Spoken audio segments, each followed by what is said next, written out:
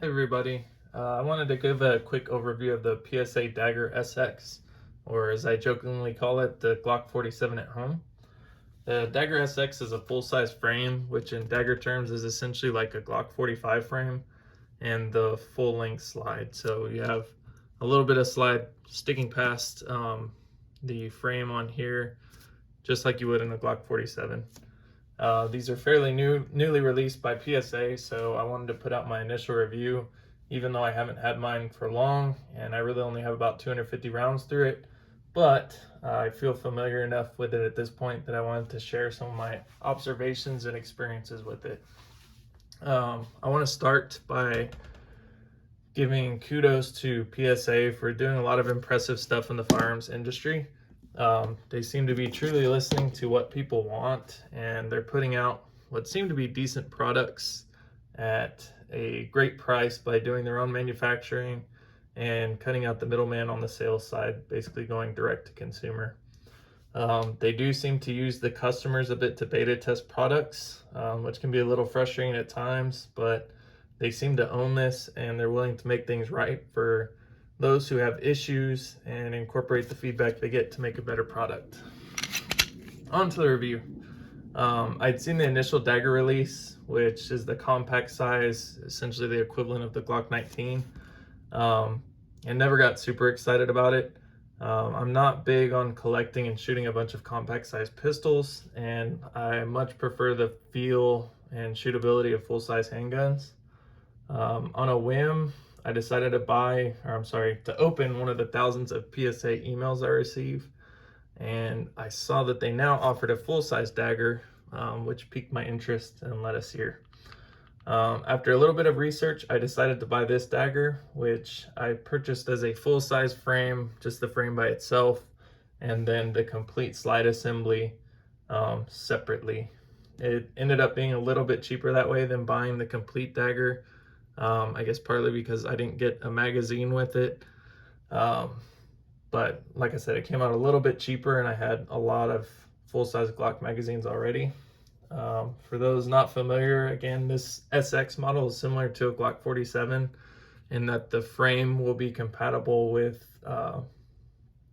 either the compact slide or the full-size slide. So you can take your compact slide, throw it on this, or take this full-size slide and throw it onto the compact and give yourself what's essentially a 19 long slide. So for those of you guys that like to tinker and switch stuff around a lot, that might be fun for you. Anyway, once I got it home and I attached the slide to the frame, I was pretty happy with how things felt. I think PSA nailed the frame on this full-size Dagger. The grip fits my hands well and I appreciate the texture on it. It looks kind of subtle, but it was just enough grip without being overly harsh or anything like that. So I think they did really well on that.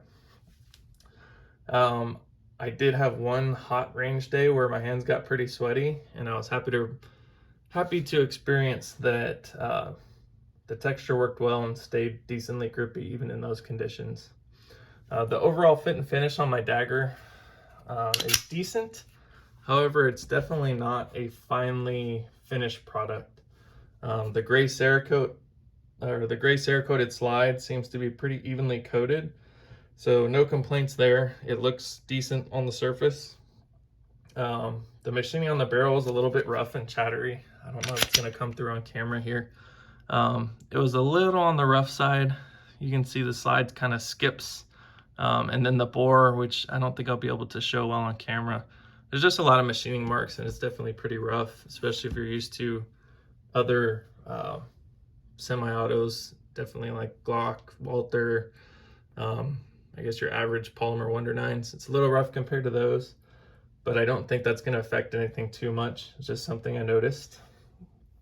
And I don't think anything of that nature, yes, it's a little bit roughly machined, but I don't think it's necessarily going to affect how it runs in the long term. I did purchase the RMR cut slide and decided to install this Holosun 507C ACSS from Primary Arms. A side note for those of you who want to install a 507 series Optic, don't try to use the screws that are included with the Dagger. They give you some screws and they say that you need to use those screws, but I found that the profile of those screws didn't pair up with the 507 as the head. I'm not sure if you'll be able to see in there too well. The head was a little bit too wide on them. These are actually the included screws with the Holosun, and they worked fantastically. So don't try to force anything with those tiny screws when they don't seem to be working. If you're forcing it, you're wrong. Find different screws or find a way to fix the issue. Because I did install the Optic with Holosun screws instead of the ones that PSA said to use, I decided to take the extractor depressor plunger assembly out to make sure that the included Optic screw wasn't protruding into the channel where the plunger moves back and forth, essentially in here. So you have the plunger that moves back and forth, pushes against the extractor. I did find that the screw was not protruding, so that was good. But despite that, the plunger was still extremely stiff and seemed to be catching slightly within the channel.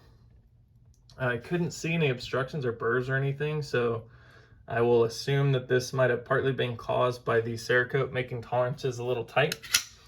I also noticed that the back plate on the slide was super tight to get on and off.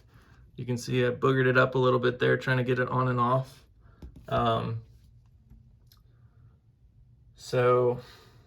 And that also it scraped a little bit of Cerakote out from the rails that this back plate rides within when it was going in and out. So I think the Cerakote's maybe a bit thick on the slide, which might be causing these issues.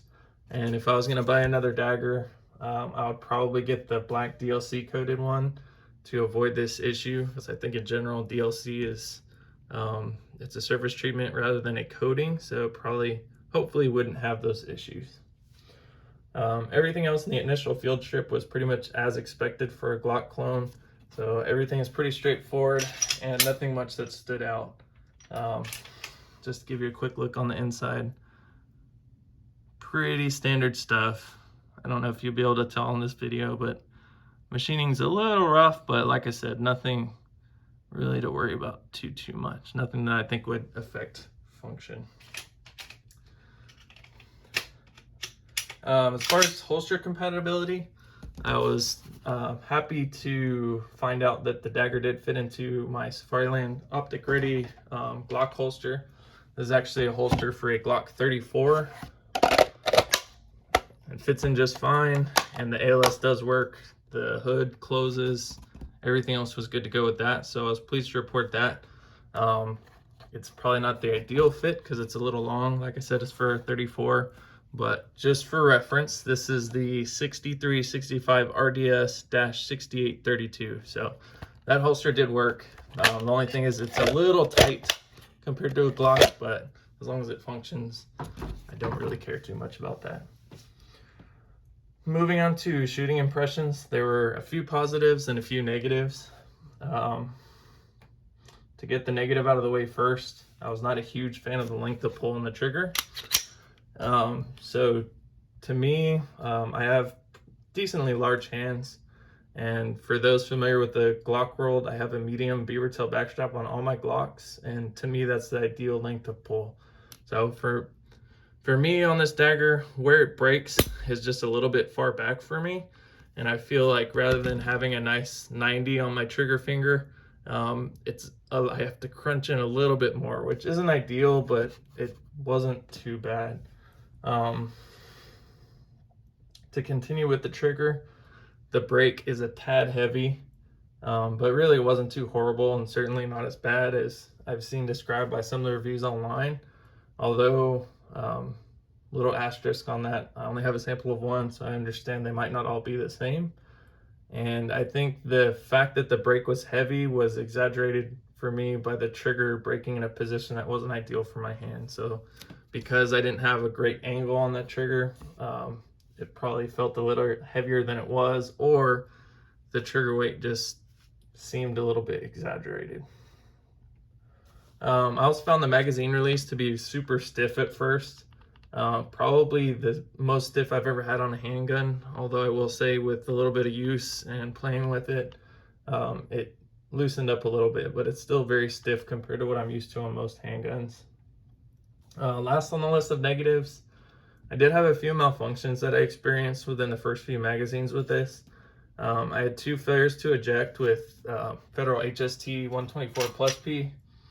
As I kept shooting, I stopped having malfunctions, but probably it wasn't the best way to start, and kind of gave me pause at the beginning there. And I guess I've been a little bit spoiled by my other plastic Wonder Guns that have never needed any kind of break-in.